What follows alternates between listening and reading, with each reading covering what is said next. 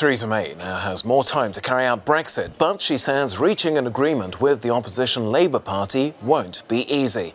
Last night in Brussels, the British Prime Minister secured another 6 months for the UK to leave the EU with a divorce deal. Britain will be able to leave earlier if and when it gets a withdrawal agreement, though Parliament. Today, Theresa May faced some angry Brexiteers in the House of Commons, and she defended her plan. Reaching an agreement will not be easy, because to be successful, it will require both sides to make compromises. But however challenging it may be politically, I profoundly believe that in this unique situation, where the House is deadlocked, it is incumbent on both front benches to seek to work together to deliver what the British people voted for. The UK Prime Minister added that if agreement on a deal couldn't be reached, the government would put alternatives to MPs in a series of votes.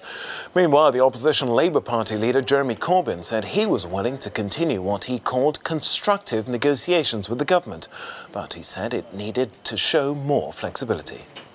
We must continue to talk to each other, and if the government is serious, the red lines must move, and we must see a real compromise. I look forward to the discussions in the coming days, and even at this late stage, to work to find a deal that can command not only the support of this House, but, perhaps more importantly, the support of the public across this country too. Opposition Labour leader Jeremy Corbyn. Well, earlier I spoke to Professor Steve Pearce, a research investigator at the independent think tank, the UK in a Changing Europe, and I started by asking him for his takeaways from the Prime Minister's comments in Parliament. I think she's just sticking to her plans that she's had for a long time. She wants to go ahead with Brexit, but she wants to go ahead with the withdrawal agreement that the EU is not going to renegotiate as far as we know. So we just keep, I suppose she's just going to keep on trying. Now, I don't see how the numbers in Parliament change without an election for that or without an agreement with the Labour Party, which I don't know how likely that is to succeed, those negotiations. But that's where we are at the moment. How do you see the UK behaving as a member state until that new Halloween deadline?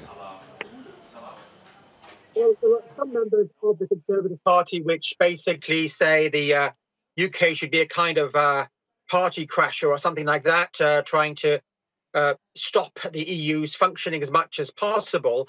There's a limited possibility to do that, really, because not every EU decision is subject to a veto. The EU won't do much in the next 6 months because of the European Parliament elections after Easter. So there's limited opportunities and possibilities to smash things up. And anyway, those backbenchers don't represent the government. It's not the cabinet's position to go out and smash things up in the European Union. Well, the European Council President Donald Tusk told the Polish press that his personal dream was that Britain would stay in the EU. Given that we've seen Brexit delayed twice already, what would you say are the chances it never happens at all?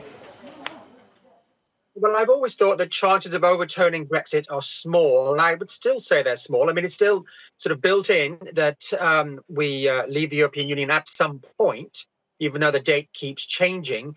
What would change that is if there's enough votes in Parliament for another referendum, which would have to be called soon to happen before October, or to just revoke our decision to leave completely.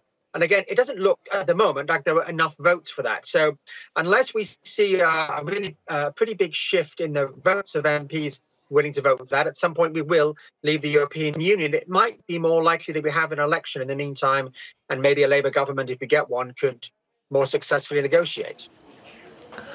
Professor Steve Pearce from the independent think tank, the UK in a Changing Europe, speaking to me there earlier this afternoon.